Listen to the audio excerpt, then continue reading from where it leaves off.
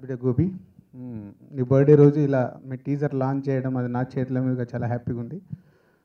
Especially Sampath Nandi, తను మొదటి 3 సినిమాలు చూసాం. ఒక క్యూట్ లవ్ స్టోరీ చేశాడు, 2 మంచి మాస్ ఎంటర్టైన్ చేశాడు. 3 సినిమాలు సక్సెస్ఫుల్ సినిమాలు తీయడం అంటే ఎంత కష్టమో నాకు తెలుసు. అది సంపత్ యు అచీవ్.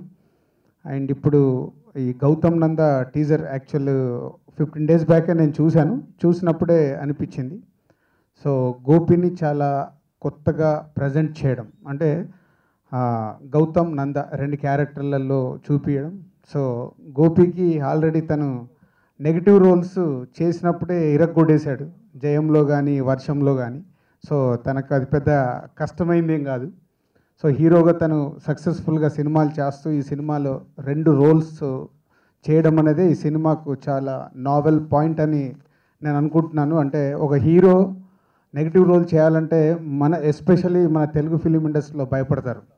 సో అది దాటినందుకు గోపి కంగ్రాట్స్. అంటే ఒక ఆర్టిస్ట్గా ఏదైనా చేయడానికి సిద్ధంగా ఉన్నప్పుడే రైటర్స్కి కానీ డైరెక్టర్స్ కానీ కొత్త సినిమాలు కొత్త కథలు రాయడానికి అవకాశం ఉంటుంది. అది సంపత్ అచీవ్ చేసి నీతో చేయించాడు. సో ఆల్ ది బెస్ట్ మీ ఇద్దరికి. అండ్ ప్రొడ్యూసర్స్, మంచి సినిమాలు తీయాలనే ఆతృత ఉన్న భగవాన్ పుల్లారావు గారు. సో ప్రతి సినిమాకి ఒక ప్రొడ్యూసర్గా వాళ్ళ ఎఫర్ట్స్ ఎంత ఇవ్వాలో అంత చేస్తారు.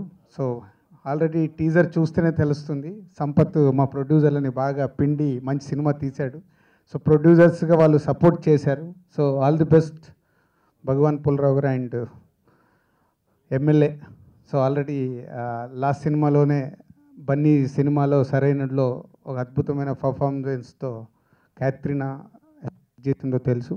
And 1 more heroine Hansika. And technicians మా ఆర్ట్ డైరెక్టర్ బ్రహ్మ మా బ్యానర్లోనే ఇంట్రడ్యూస్ అయ్యాడు. అండ్ సీనియర్ ఎడిటర్ గౌతమ్ రాజు గారు అండ్ తమన్, ఇలా అందరు మంచి టెక్నీషియన్స్తో రెడీ అయిన ఈ గౌతమ్ నంద జూలైలో రిలీజ్ అవుతుంది. డేట్ చెప్పొద్దన్నారు, బట్ డేట్ ఫిక్స్ అయింది.